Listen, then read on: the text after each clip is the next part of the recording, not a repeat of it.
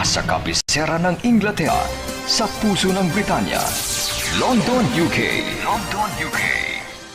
Ito ang Channel Philippines Network, Pinoy Radio UK. Pinoy Radio UK. Sumasayang papawid 24 oras. 24 oras. Buong linggo. Sa www.pinoyradiouk.com. Ang mga pinakapaborito mga awitin, mga pinakaabangang programa, at mga sariwang balita at impormasyon mula at para sa mga kababayang Pilipino sa UK at sa buong mundo. Pinoy Radio UK. Pinoy Radio UK.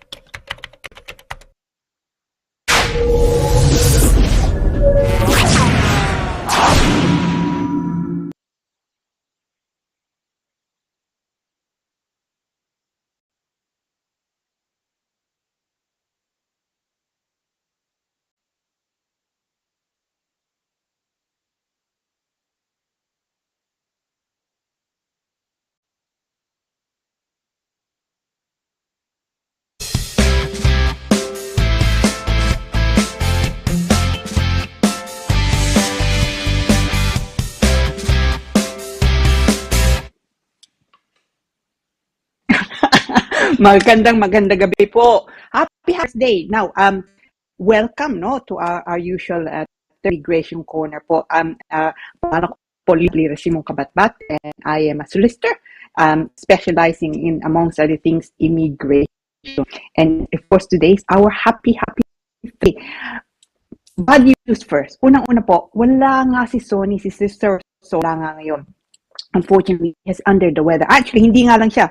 At saka si Snooki din, yung aso niya, feeling unwell. So I'm sending my love, and of course we are also no doubt sending our love to SONNY. Hopefully you feel better. But the good news is, I hope at least it's good news. No, you have, of course, we have Paula, our talented.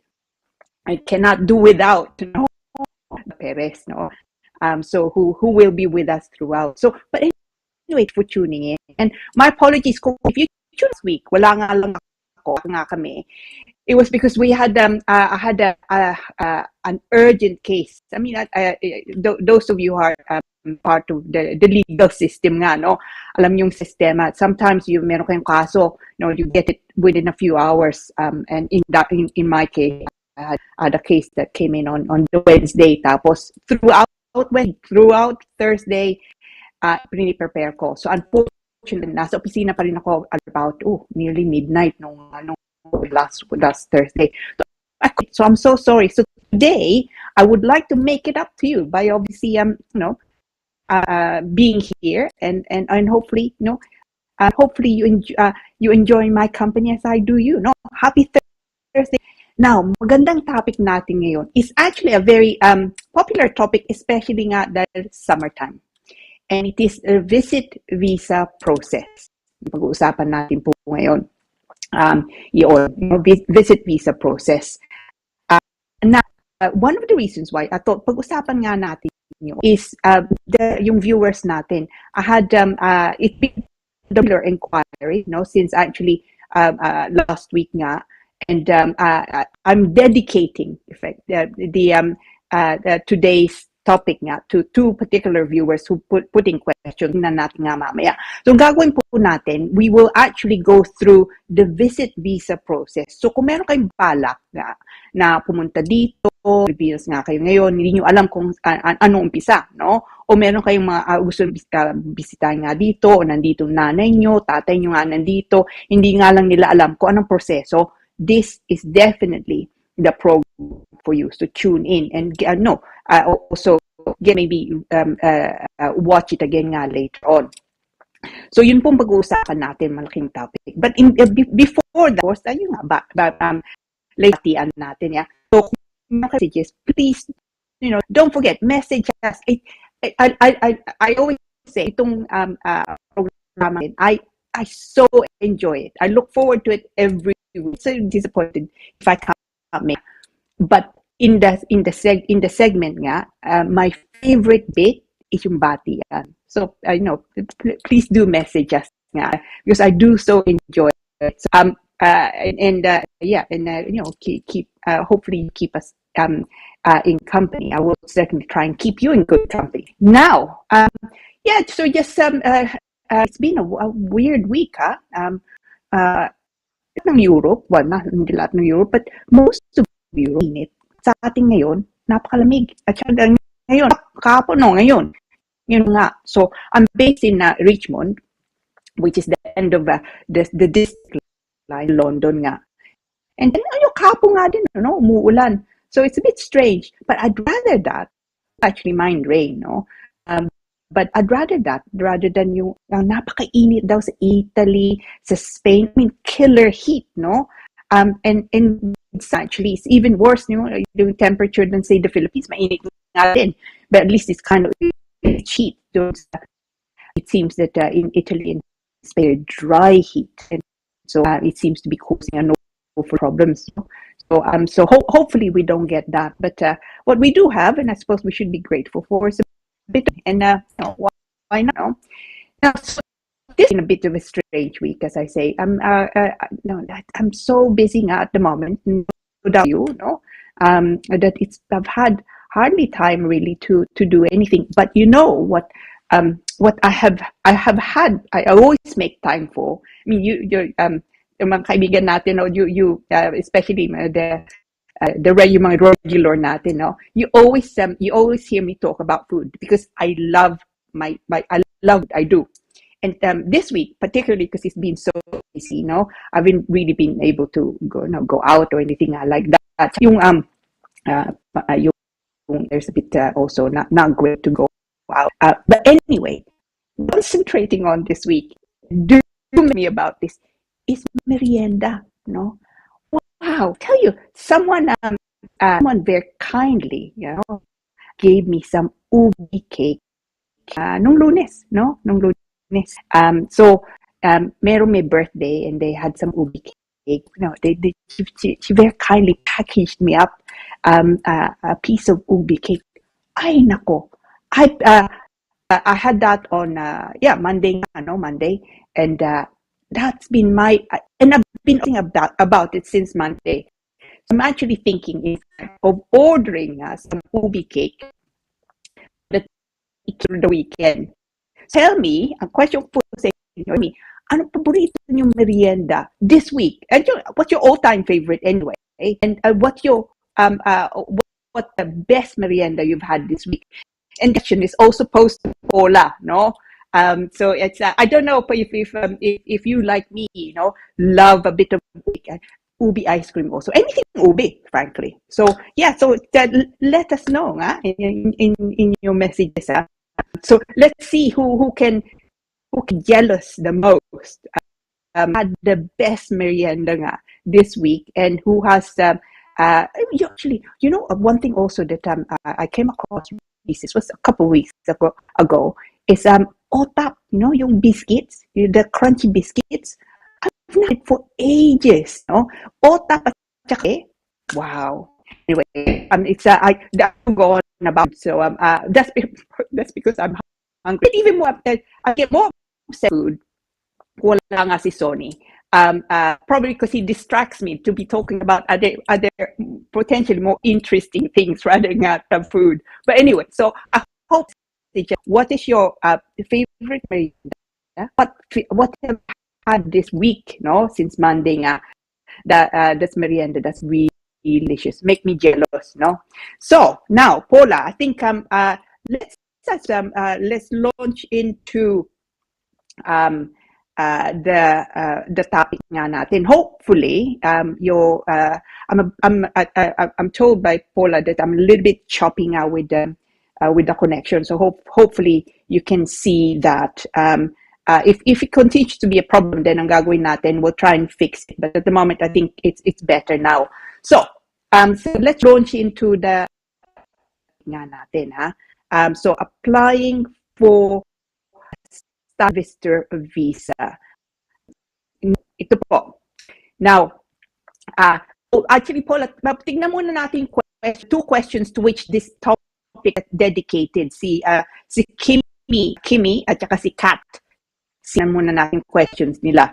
So ito po. So so ito, Kimi. All right. So this topic, visit visa pros nga, is dedicated to two of our viewers nga, Kimi A.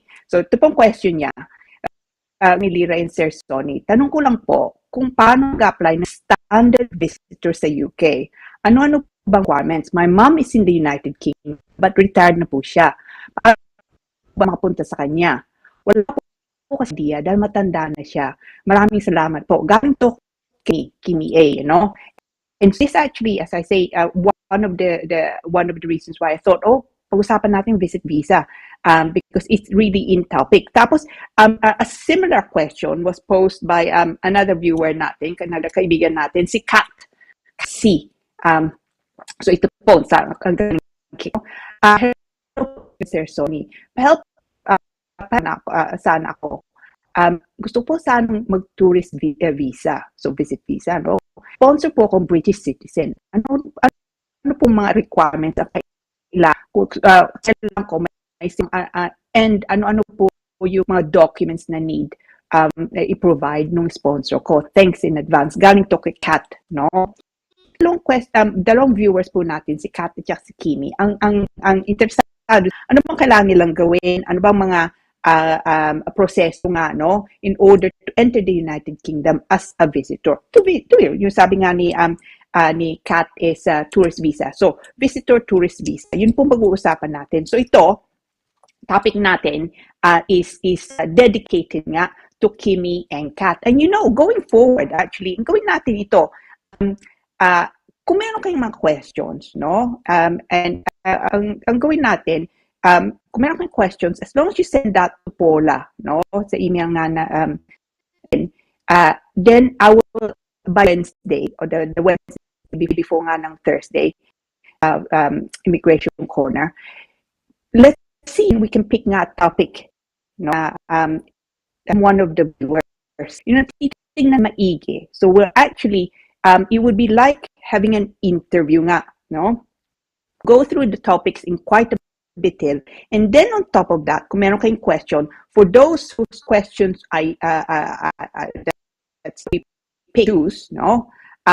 If you meron kayong follow-up question from the discussion nga, from those that the chosen questions nga, I'm happy to, no, free of charge, no, meeting kung nasa man kayo. We just need to arrange it, obviously. So tingnan natin. Let's see how that in the next few weeks, if something that is helpful to you all. So I would invite you, no, sabihin din sa mga kababayan natin, mga kaibigan nyo, no, kung meron yung questions, gusto nyo lang tingnan nga natin, no, pag-usapan nga na, then I would say, put it to me, give it to Paul by Wednesday, okay, and then we can take it from there. Now, so actually launch into that, just to see if we can better nga yung link natin, no? We'll go to commercial, but please join us again, no? Don't go away. So commercial muna po. Mula doon hanggang ngayon, serbisyong mapagkakatiwalaan, serbisyong maaasahan pagdating sa inyong mga padalang balikbayan boxes. Dito ka na sa Forex Cargo. Sa presyong kayang-kaya ng bulsa, sigurado ka pa sa inyong padala. Forex Cargo. Dahil kailangan makarating. Call 0208-813-7064. O, ano pang inaantay niyo mga kabayan? Tayo na sa Forex Cargo.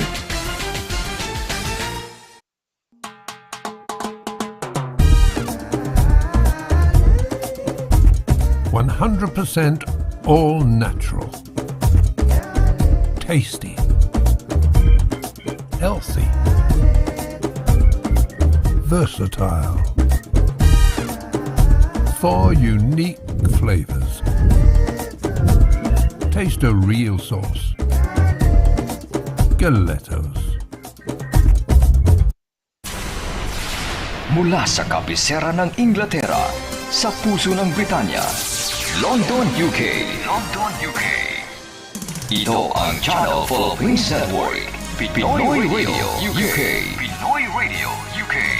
Sumasahing papawid 24 oras. 24 oras. Buong linggo. Sa www.pinoyradiouk.com. ang mga pinakapaborito mga awitin, mga pinakaabangang programa, at mga sariwang balita at impormasyon mula at para sa mga kababayang Pilipino sa UK at sa buong mundo. Pinoy Radio UK. Pinoy Radio UK.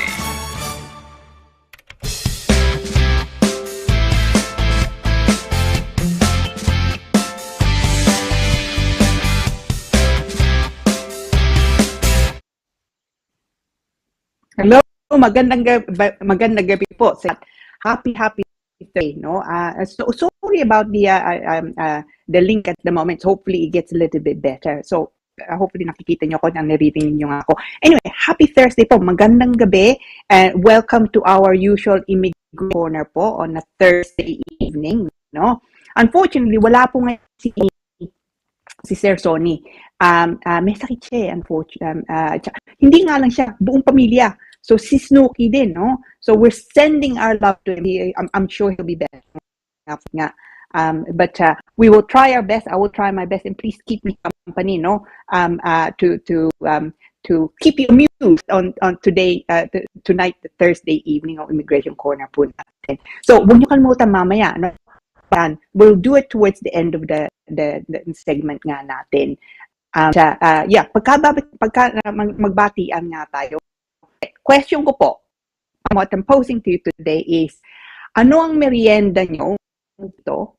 At this week, so for Monday, what have you had that is delicious? Ako, I had ubi cake on Monday. Ubi cake. I love ubi cake. I think anything ubi, no? Ubi ice cream. Ubi ice cream is delicious also. But ubi cake with some tea. Oh, God. Anyway, maybe, no? And as I've said, this question is also posed to Paul, our talented and invaluable, indispensable director, who's without whom there's no way that I would be online on air. So anyway, so thank you for joining us. Ang topic po natin ngayon ito, visit visa process. And this topic, as I was saying, is dedicated to two particular viewers, si Kimi A at saka si Kat, no? Binasa na namin yung questions nga nila. And both asked for ano bang proseso visit visa. Gusto nilang pumasok nga dito, anong kailangan nilang gawin? Ano bang umpisa? Yun ang pag-uusapan po natin. So kung interesado kayong pumasok nga dito, gusto mong bisitahin ng kaibigan nyo dito, kamag-anak nga dito, o nandito kayo, tapos ibitahin ang anak nyo, kaibigan sa atin, this definitely is a program nga for you. Make sure you tune and maybe rewatch it nga later on, no? I will go through the process itself and things to watch out for.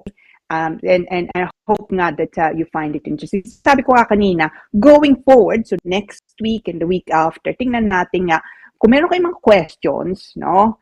I'll see about, as long as you email nga, no, those questions to Paula by Wednesday, so the day before our Immigration Corner, which is obviously on a Thursday. As long as you email it nga beforehand, I will choose a question that we will deal in detail, no? So ito nga, galing to Kimi at Kat, ito pag-upo natin. Kung meron kayong follow-up question nga, from chosen, then I will offer nga a Zoom meeting, no? Which a free Zoom meeting, okay? So kung meron pa kayong questions on top, no? Hopefully that's of help to you and is of interest nga, no? Pass it on, yeah? Now, so ang topic po natin itong visit visa process. Let's start from the top, no? Kung narinig questions ni Kimi at ni Kat. So process. So, well, standard, there are different types. So, maraming mga klaseng visit visa. People think, isa lang klase. Hindi po. Maraming mga klase. And the fee depends on anong klase. But most of the time, I would say 90% nga, taong pumapasok dito, they're on what's called the standard visitor visa. No? Now, so, unang-una po, kailangan ba natin visa? Kung sabihin natin Pilipinas nga kayo, o yung anak mag-asa Pilipinas, gusto nyo imbitahan dito. So from the Philippines, we are we're considered to be what's called a visa national applicants, no? The visa national country. So basically, kailangan natin visa. Not everyone, now not all countries would need a visa, visit visa to come to the UK. So for example, kung galing kayo sa Canada o sa America, you don't need a visit visa to come in. Pagka nandun na kayo sa airport, pwede na tatatakan nilang visa nyo at ng passport nyo to be able to enter the UK. Pero hindi po sa atin, no? Manggagaling, kailangan nyo ng visa. Kailangan nyo magpasok ng application po natin ngayon. So, unang-una, we are a visa national country. Now, when are you supposed to submit your application?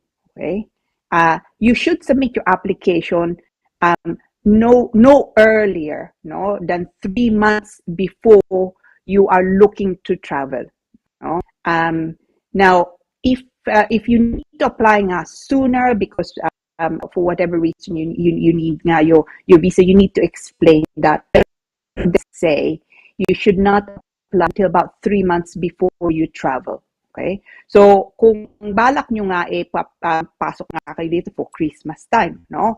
So that would mean November, October, September. So you're looking about September. I wouldn't apply sooner than that. So anong tayo ngayon? So hindi tayo pa August. So July pa rin tayo ngayon. July pa tayo ngayon. So if you're looking to come Christmas, ang payo ko, i-prepare nyo ngayon. Umpisahan nyo na mag-prepare ng mga dokumento nyo. We'll go through the documents in a moment, no? And with the view to submitting the on application by September. So it's before you're looking to travel to the UK, if you're looking to travel for Christmas, okay. So now there are different types. Yung sabi ko, most of the time standard visit visa, but sometimes there's also, so for the standard, let's look at money, magkano kailangan bayad, no? So standard visit visa, which is 6 months, it's £100, no, equivalent, they charge in dollars.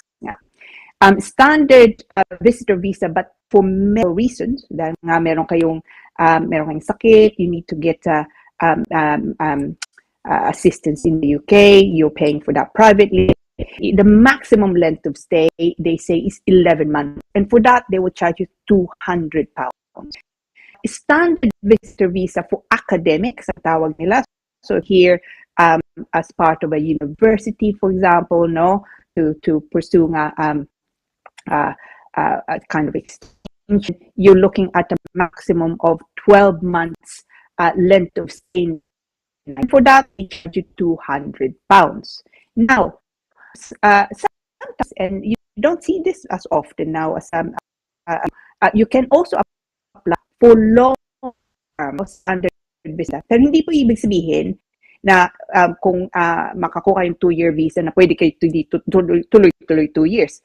Hindi po yun. So, just to be clear, so 2-year long-term standard visa, ang bayad doon is £376 ang pagbayad. So, mas mataas nga.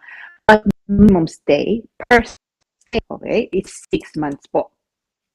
Now, 5 years, so kung 5 years ang ipasok nyo, because gusto nyo lumabas-pasok nga dito for the next 5 years, then the fee, again, is a little bit higher, well, actually quite a bit higher, £670.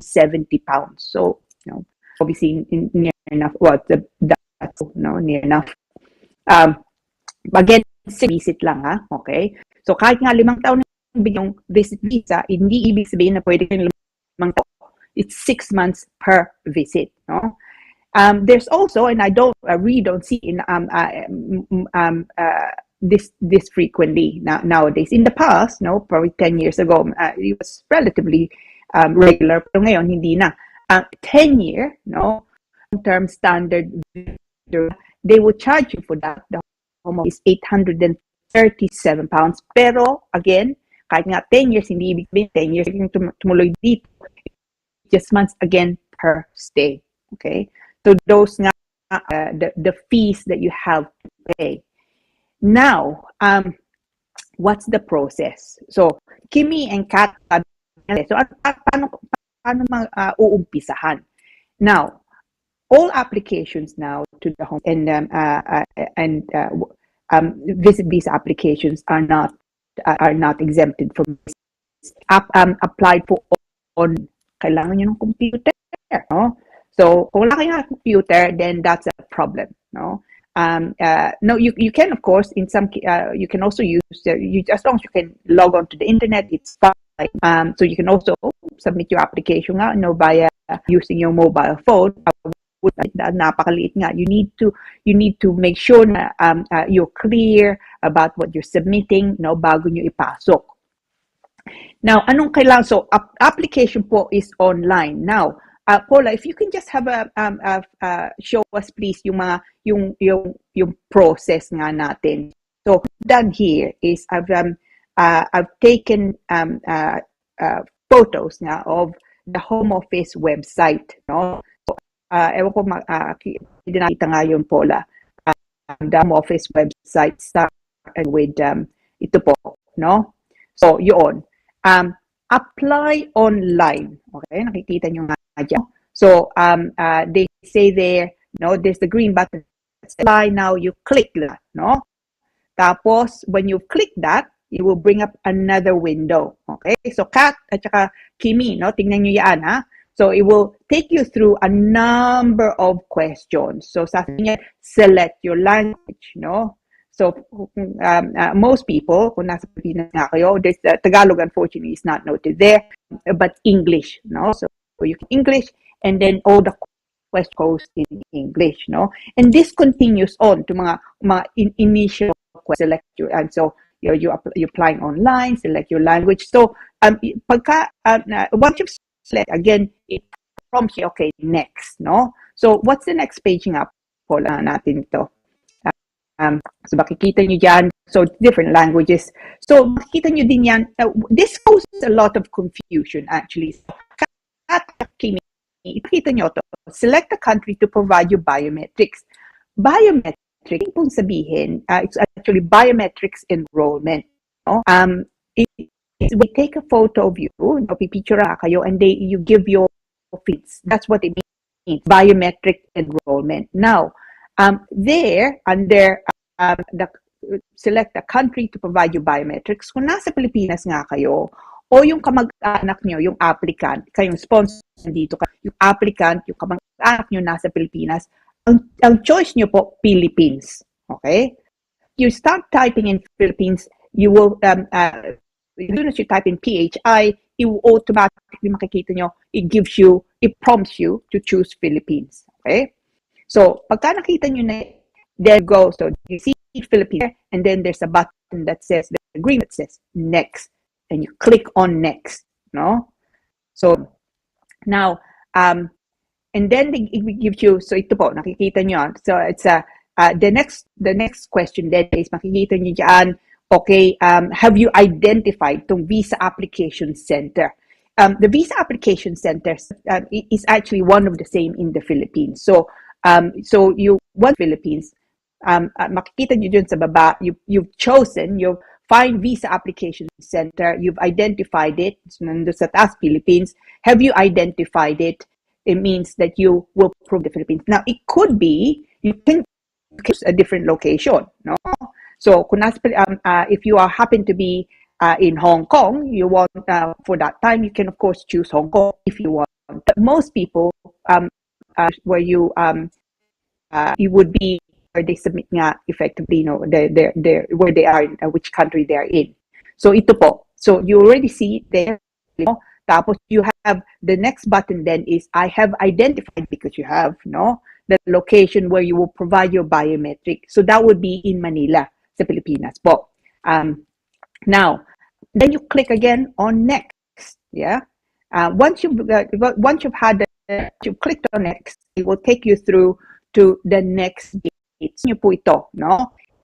Yeah. So, it gives you basic information, no? When you make an application. So, sabihin natin in aking application, no? Tapos it's real time, no? Tapos you can't finish it now, no?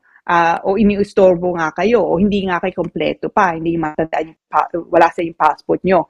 You can't actually continue. So it doesn't matter, no? You can save the information and you back to it later.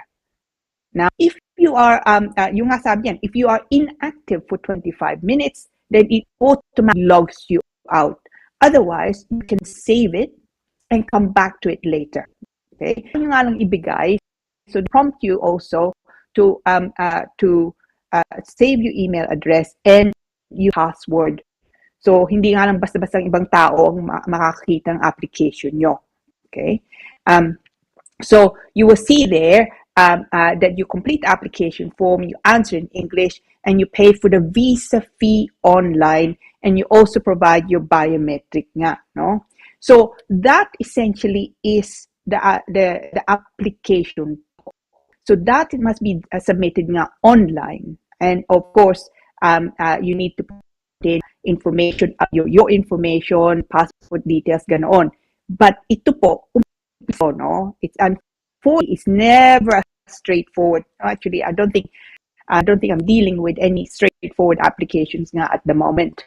Immigration has become, in many ways, quite a complex area of law, and how you submit application. So, pagka nakita niyo, when you get to this bit, the next button says Start Now.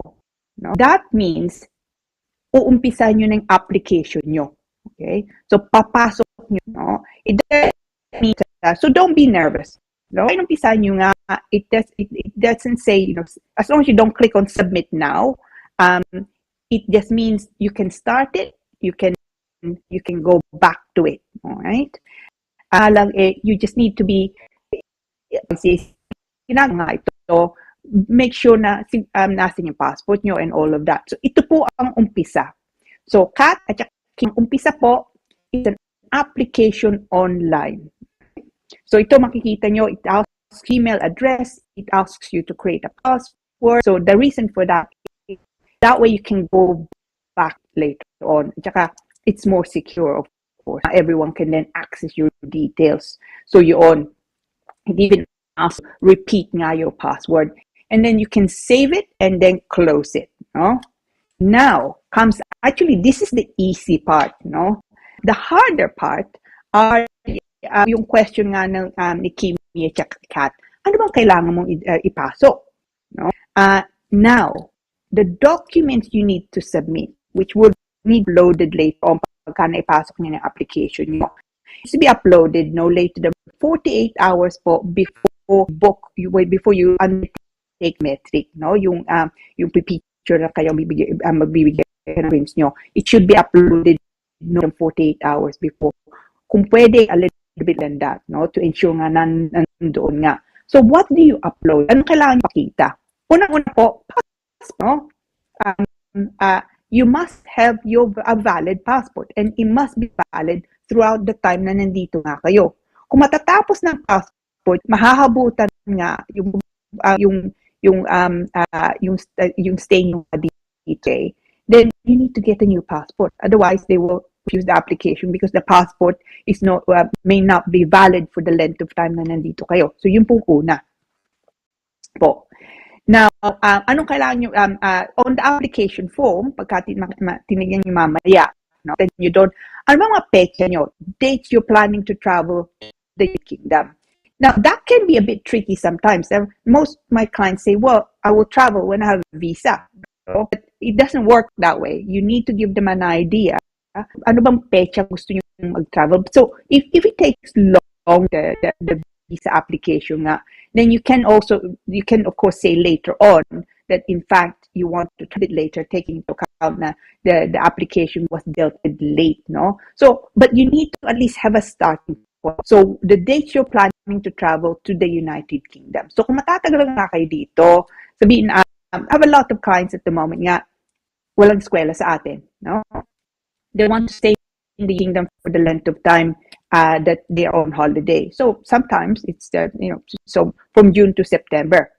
It seems a lot of schools now have changed their school term similar nga to the UK na it's time wala silang pasok usually hanggang September nga. So you put down the dates, no? That you're planning to travel to the United Kingdom, and obviously bearing in mind, no, na kung standard visitor visa ang ipapasok nyo, of course not exceed 6 months, no?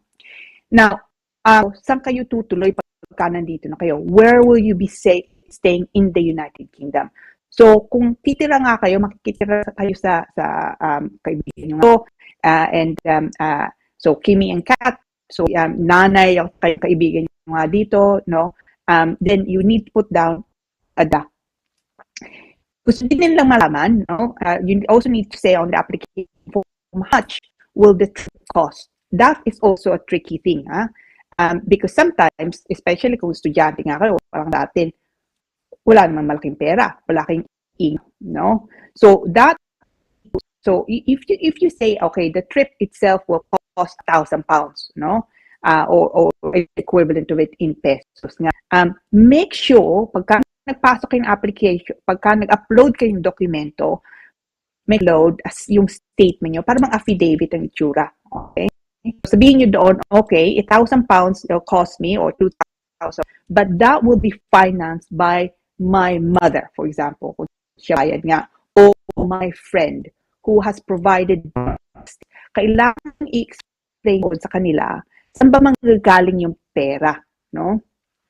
And of course, on top of that, the current address where you are living now, okay? Sa Pilipinas din, okay? So kung may lagay nyo nga doon, tatanungin nga nila anong pangalan ng magulang nyo, birthdays nila, at saka anong income. Kung wala kayong income, kailangan nyo din doon, pasok kayong affidavit, yung statement nyo nga, kailangan explain doon, ano bang, saan ba nanggagaling yung pabuhay nyo, no? So, are you getting remittances from abroad? So, kung bata nga pa rin kayo, o katatapos nga lang eskwela, o hindi pa nga kayo tapos, it could be that you're getting money from family in the United Kingdom. Kailangan yung i-explain nga doon, saan ba nanggagaling, no? They will ask you to confirm if you have any criminal, civil, or immigration offenses. Hopefully not, no? Dahil merong criminal, civil civil can include bankruptcy, for example, no? Sa atin, immigration offenses, ibig sabihin nandito kayo nag-overstay kayo, or anywhere else, frankly, no? So that would be called an immigration offense. So hopefully, so those are the information nga as a basic, no, na kailangan yung pakita. Now, Kimi at Kat, ito. On top of that, no, mga information na yun, they want also, depending on your circumstances, they may want to know a bit more, or you should perhaps tell a bit more. So, for example po, kung meron kayong employer nga, magandang sahod nyo, lagay nyo dyan. No, itong I'm working for, working this book, right? Or met, and my income is this. So, no, hindi naman nagyayabag, sasabihin nyo nga lang naman, no? They will also ask you potentially for your partner's name, asawa nyo, no? And also, sabi ko, hindi bayad, no, kaya hindi ka magbayad ng holiday nyo nga, pamasahe, pagka nandito na nga kayo, kailangan nyo ding lagay. And that can all be included in a statement, no? Ang payo ko nga din, magbigay kayo ng statement. So, Kat at saka Kimi, no? Pagka nagbigay kayo ng statement, hindi nga lang sa inyo, sponsor nyo din. So, kung yung nanay mo o kaya yung kaibigan mo ang mag-sponsor, kailangan sulat din sila. Sabihin nila doon sa sulat, I confirm nga nila. Kailangan din lang ID, yung passport copy. So, kung nanay, LIRA si mong CABATBAT, confirm that I am the mother of, Kimi, wish to invite Kimi to join the United Kingdom to visit me, for the length of time, and was in the United Kingdom. I confirm that I will provide for all her financial needs. She will reside with me at my home. There's a spare bedroom. My income is this, I receive a pension of whatever. because of the length of time that she's staying in the UK, I'm more than able to provide for her, accommodate her also in the United Kingdom, no? So importante po, explain nyo, no, kung anong saan magpera. Okay? And also you need to adduce evidence, so bank statement at saka yung of course passport, so that they can show that they do exist, no? So it's important that you are able to explain that. So kung dahilan na pagpasok nyo nga dito sa visitor is a bit more than the standard to visit, no? Maglakwatsa nga dito. If you're looking to study, then of course you can, but only very briefly, no? And academic, no? So the thing for medical reasons. For medical reasons, of course, you need to provide additional information and documents to show that indeed you're coming in simply to maybe undergo operation, et cetera, you are able to afford it. Because, of course, if you're coming to the United Kingdom for medical reasons, it's hard to show that you can, in fact, afford, private medical help, no? Now, pagka so sabihin natin, nakakuha nga, no? So, CAT and Kimi visa, standard visit visa for 6 months. What does it mean, no? The bog standard answer is, of course, it's a holiday, no? So, vacation nga dito. Of course, you can see family. You can also volunteer, no? So, unpaid work, volunteer for up to days with the registered charity, okay? Now, you can also pass through the United Kingdom. So, sabihin natin may visa, but actually, you change your mind, or in the beginning, you're passing through the UK to go to maybe France, no? You can also pass through. So, you can use the visit visa as a transit visa. You can also do things like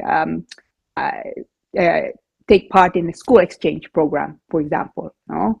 But most of the time, most of the people I deal with, 6 months maximum standard visit visa, and really is to visit family. What you cannot do, and this is from the Home Office website, I'm going to read all cannot do. Na importante din po to, no? This is as important as what you can do. Sometimes it's even more, if you do this, then it may be considered breach of your immigration condition. So, sabi po dito, sa website nga, you should not do paid or unpaid work, okay? UK company. Iba po yung volunteering for 30s, which obviously is unpaid. You cannot also claim public funds. You cannot live in the United Kingdom for long periods of time, frequent or successive visits. So, hindi pwede mira dito for, if you get a visa for 2 years nga, the multiple long-term standard visa, hindi ibig sabihin nandito ay pwede 2 years, 6 months lang po. Now, also, kung standard visitor visa ang pinasok nyo and you get it, you cannot simply marry in the United Kingdom. Kung yun ang balak nyo, no, nung papakasal nga kayo dito, then it's a different visa application. Okay? Well, it's still a visit visa, but it's a marriage visitor visa, no? Kung yun ang balak nyo, then that's the application you need to submit, the marriage visitor visa. Pero beware po, iba po yun sa fiancé visa. So, ibig sabihin, pwede nga kayong kasal dito, pero kailangan mong bumalik, and there, make an application to come back in as a spouse. Okay? It's quite different from a fiancé visa. So, there are lots of things nga, no? Kailangan yung tignan. But the main takeaways, no? The points to bear in mind really, sapat bang pera nyo pagka nandito kayo? And that includes, meron ba kayong titirhan? And the most important thing really is, kailangan siguro, try and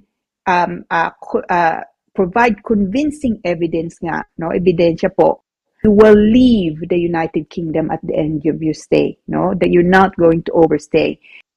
So, kung meron kayong, babalikan nyo sa atin, meron kayong pamilya, o kaya meron kayong trabaho, o meron kayong, you're starting school term. Again, no? University, for example, nga sa atin, kolehiyo sa atin, make sure you put that in your statement, no? That's why I always say to my clients, look, I would prepare a statement. Statement nyo to say, itong balak ko, itong gagawin ko sa UK. Babalik ako, kailangan ko bumalik sa Pilipinas dahil, no, and kung sinong bibisitahin nyo dito. So, and it needs to, not just hindi ang statement nyo, but statement also from yung sponsor nyo. Okay? Don't forget nga, kung ang aasahan nyo, hindi yung pera nyo nga mismo, pero yung sponsor nyo nga dito, ibig sabihin, kailangan din na magbigay ng bank statement. Definitely statement para mga affidavit, no? Kailangan nyo also, kung nga sila, it would be, pay slips nga, no? Frankly, the more money you have or they have, the better. So, you need to convince nga the Home Office na you can support yourself in the UK without recourse to public funds, no? Kayo. And that you're leaving the United Kingdom at the end of your stay. Okay? So, Kat at Kimi, I hope that's helpful to you, no? And that we've had to rush through, no, some sections nga. So, kung hindi po yun, if you have follow-up questions, no, and you want to discuss maybe specific points a little bit more for Kat at Kimi, because you were chosen today, okay? Email me, no, and we can set up a Zoom meet so to discuss anything else nga.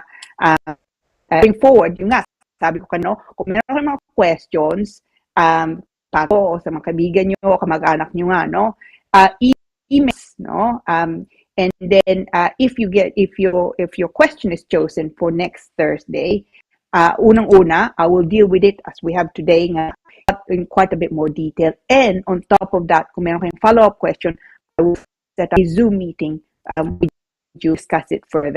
Okay? So yun. Anyway, so hopefully, no, especially Kimi tsaka Kat, si Kat na you're able to enter the United Kingdom to visit, no? And if you are, no, kung ano mang mangyari sa application nyo, let us know. I'd truly be very interested nga, no? So yeah, so hopefully that is of help to you and of interest to you. Now, so I think we have some additional questions. Then, no, Paula, from Kimi. Galing po ito kay Rose, J. Rose. Magandang gabi po, Atty. Lira, Sir Sonny. And first, ask ko lang po sana, meron po kasi akong 6 months domestic visa dito sa London, and plan ko po sa after ng tour na to find a new employer. Possible po ba makapasok ako sa UK kahit na hindi ko kasamang amo ko? Thank you po. Rose, may problema tayo. Okay. Now, yung batas with domestic visas, nagbago nung April 2012. No? So obviously now we're 2023, so over 10 years ago. Now, so unang-una, domestic work visa, no more than 6 months. Nandito ka na, hindi mo pwedeng pala, no, to work for, for one else. So yung balak mo, so lalabas ka nga, gusto mong pumasok dito, bumalik nga dito during the duration of your visa to find a new employer, hindi po yung pwede, Rose.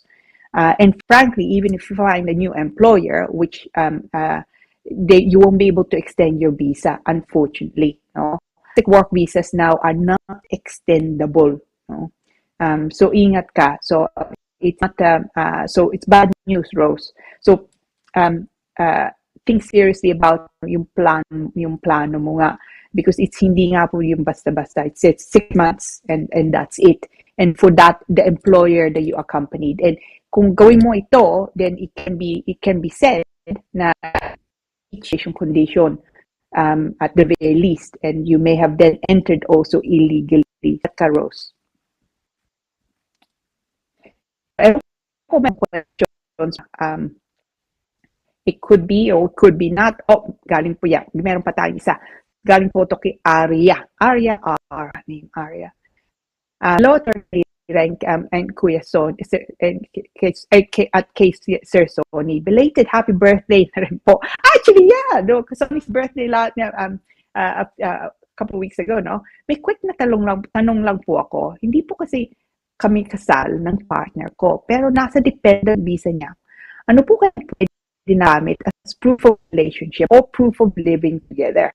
Need some advice lang po. Thanks and God bless. Get po kayo Sir Sonny. Yeah, no, Miss Arya, ito po. It's a great question actually. Proof of relationship kung hindi nga kayo kasal, no? So itong una, dependents, no, or partners can include who are unmarried, hindi kayo nga kasal, as long as you've been together in a relationship to a minimum of 2 years. That's what the Home Office says. So anong ebidensya? Tanong po ni Arya, ano ba ebidensya pwede niyang ipasok na makukumbinsi nga ang Home Office na talaga meron kayong relasyon? Kung meron kayong anak, then that's great. Then yung birth certificate nga, also sometimes GP letters, so that would be an excellent starting point. Kung meron kayong anak, it would be things like bank statements, no? Kung meron kayong joint account, for example, o kaya meron kayong renta, no? O mortgage, for that matter. Pero kung meron kayong tenancy agreement, no? That would be good evidence. So bills. So kung meron kayong bills nga, no, gas, electricity, ganon, o council tax that are in joint names, those would be evidence. Now, evidence also, but not so good, are photos. Sometimes get hundreds of photos now to show that you're celebrating birthday, you're celebrating Christmas. I mean, they can be useful, but frankly, they don't really pay too much attention to us. Ang gusto na makita nga, formal evidence, really, they mean bank statement. So kung wala pa kayong joint bank account, open one area, no? No, if bills are not in joint, maybe you should think about putting it in joint names, no? Tenancy agreement nyo, no? So kung yung tenancy agreement nyo, nasa pangalan nga lang niya, o pangalan mo nga lang, probably an idea to have it in joint names also. Those are the, if you like, no, evidence nga of relationship. Sometimes you have to be a bit more creative dahil wala nga kayong mga bills. So it could be things like kung nagpapadala kayo sa atin, siya nga din nagpapadala sa atin, it could be remittance slips, no? Dahil nandun address mo, nandun address niya, isang address nga lang, no? Also be things like bills from Amazon, no? Dahil nandun nga yung address ng kliyente ko, nandun yung address ng asawa niya. Sometimes you need to be creative nga, but the documents, so tax documents, the last documents, no? Dahil nandun nga ang address nyo, pay, for example, P6, or if you're self-employed nga, the SA 302, no? Dahil nandun address nyo anything from inland revenue, they would be good. So, a hint, kailangan pakita, 2 years nga kayo, that you cover years, yeah? So hindi nga lang na your bank statement say this month. If you can go 2 years, na makikita this joint account, go back 2 years, no? Because if you are dependent and treated as a spouse, yun kailangan pakita. Make sure you cover the relevant period, no? So it's good luck. Let me know what happens, and hopefully that goes well. It's arguing, convincing the Home Office that you are indeed in a relationship akin to marriage and it's been 2 years. It's not as difficult now as say 5 years ago. That I suppose ngayon mas uso na, no, living in, but still they're still quite traditional. Gusto pa rin makita nga their formalness, and if you don't, they will refuse the application, no? You don't have that problem kung kasal nga kayo, but I appreciate that you can get married, and frankly, not everyone wants to also get married, no? So good luck now with that. Hope that was informed, no? So I don't know if any other questions, Paula. Batian. I love this segment. And I love this man, si Oliver Fernandez, our friend from across the pond, the US of A. Hello, Attorney Lira and Direct Pao. Just a bit late tuning in, but still supporting our Thursday learning program. I love this man. Shout out to my sweet wife, Mia Fernandez, for treating me and my boys for front row seats at the Tears for Fears concert tonight. Wow, Oliver, you lucky man! At the Climate Pledge Arena in Seattle. Oh, have a wonderful time, Oliver. No, take some photos, and email us, ha? Oh, you are, man. Talaga, ikaw. Galing po to kay Juna Lin.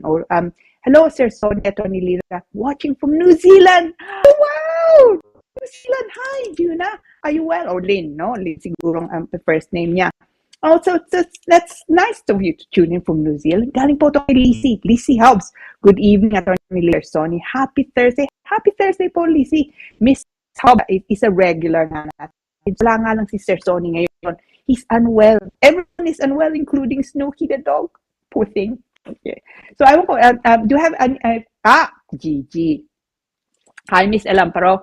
Good evening, Attorney Lira and Kuya Sonny. Happy Thursday, viewers. Also, of course, Direct Pao. Have a nice evening. Gigi, have you had merienda today or this week? No. I was just banging on about having had my favorite ube cake. Oh, look, galing po to kay Donna Bennett. Hi po, magandang gabi sa inyo. Hi, Donna, are you well? Hopefully you're keeping and like me, you've had something nice to eat, no? Actually, nung Lunes pa nga, no, my ube cake. Hi, Donna. Any other bati? Oh, wow. I'm blessed nga today. No, we have a lot of hellos, no? Galing po kay Marian Megalicia. Oh, the lovely Miss Pane. Hello po, Kuya Sonny. No Sonny today, unfortunately, Marian. And Attorney Lira, magandang gabi din po. Sa Happy Thursday po. Stay safe always and stay healthy and God bless us po. You know, tama ka. Ayan, no? Healthy, it's so important, no? And God bless niya to you too, no? Hopefully you keep well. Don't work too hard.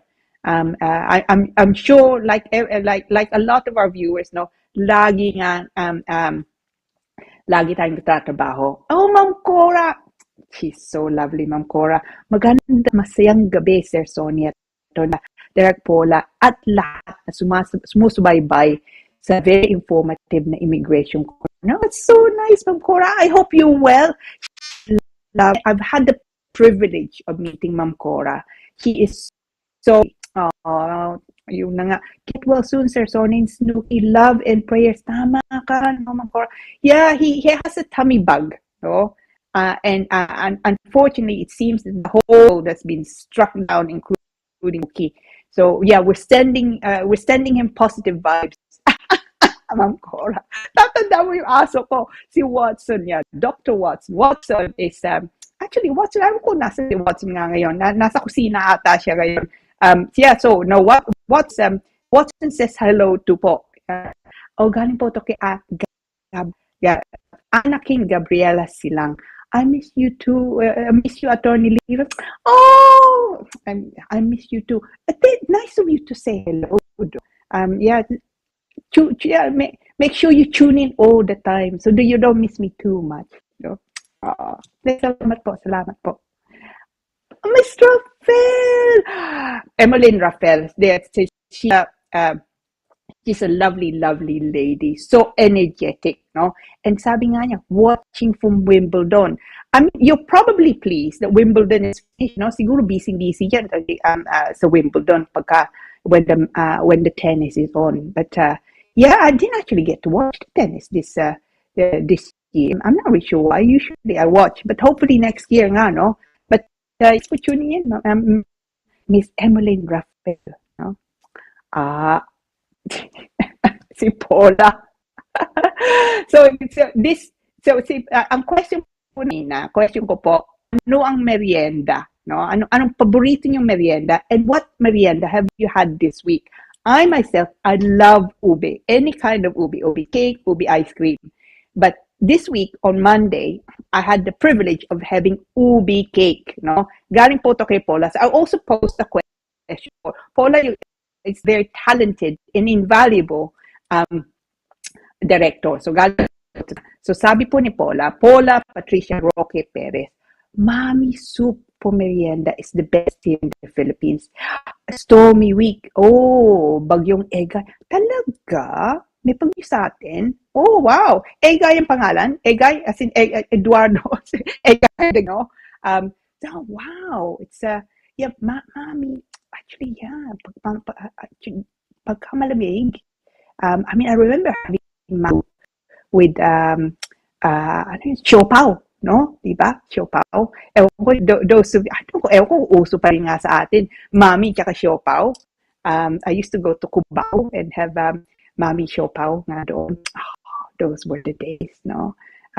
So, yeah, that, actually, no, Paula, I'm going to see if I can find some, or at least siopaw, no? Siopaw and tea, that's really go together. Mami tsaka siopaw. But yeah, so, like Paula and I, that you get a chance nga to have some lovely memory this week. Bukas na Biyernes na nga. Maybe over the weekend, ano, kung meron kayong time nga, no, go and get some ubi cake. No?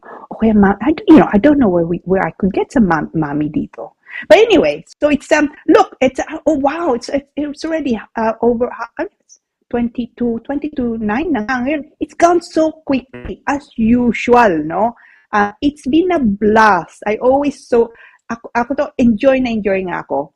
Thursdays, I so look forward to Thursdays nga. And last week I was so I couldn't do it nga because I meron akong kaso that I was unfortunately preparing for until about midnight nasa opisina ko. But so I'm so pleased being able to be here today, and I'm so pleased particularly that you've been able to. Salamat po. But yeah, so I hope nga yung topic nga was of interest to you. So I say again, no, for next week po. For next week, that darkened. I think that Paula's hinting that. Anyway, so for next week po, kung meron kayong mga questions, no, email us, and then if your topic gets chosen, if your question gets chosen, I will deal with it as we have today in a lot more detail. And on top of that, no, kung gusto niyo akong kausapin by Zoom, I'm happy to do that for any follow-up questions. Yeah, okay. Now, if you need to make contact with me, and of course, I'm always delighted to hear from our friends, nga, no. Ito mong email ko, no? atlas-simon.com, no? Number po namin, 0203-375-0555. Best to email me though, okay? Because especially at the moment, it's quite busy, and it's very difficult for me to even make phone calls and answer phone calls. So emails are best. Now, kung mag-email po kayo sa akin to do with itong Thursdays natin, lagay niyo po sa subject kung pwede, Immigration Corner. No? The reason for that is, pagka binuksan ko yung email ko, sabihin natin gabing-gabi, kung hindi ko alam email nyo, once I close it, I'll never find it again because I just get quite a lot of emails. So kung pwede po, lagay nyo Immigration Corner. That way, I can find it again. No? I can then do a search for Immigration Corner and it will then come up nga. Lagay niyo po doon kung pwede yung telephone number niyo din, because sometimes it's just easier for me to call. Otherwise, I'll email you back. So, yeah. So ito po. Yeah. If you have any questions to do with yung topic nga natin ngayon, check out our website. Yung website po namin sa opisina, www.douglas-simon.com. So, but to be frank, if you just Google Simon, no, or actually my name, no, LIRA CABATBAT, Douglas Simon, it should pop up, no. And then pagka nakita niyo yung website namin, if you go to the section, no, if you click on that, makikita niyo po doon yung detalye namin, yung mga articles ko po. So under the news section, you just click on that, and it will come up. So yun, it's look, it's yun nga, it's lots of, yung kikita nyo lots of topics. So check it out, huh? And I'll try and update it, the topic we had today, and the process, procedure nga for visit visas. And certainly, Kimi and Kat, salamat po sa questions nyo, no? Hopefully, the topic nga natin was of use to you. And if you have questions, follow-up questions nga, tell me, and I'm happy to set up nga a Zoom meeting to discuss any other points. Now, so it's been it's been a blast. Salamat po, no, for joining me, no. And I'm sorry that my partner in crime, Sonny, is not here tonight, but I'm sure he'll for next week, but thankfully we have Paula, who's kept me on air, which is great. Anyway, so just that just leaves me to say, wow, gabi na, good night, no? And I hope that you have a great weekend. And that kung uulan nga ngayon, hopefully you're inside, and then you enjoy it, and that I hope you enjoy it. But thank you very much for tuning in. And as I say, contact us at the by email or by phone. But hopefully, I see you again next week.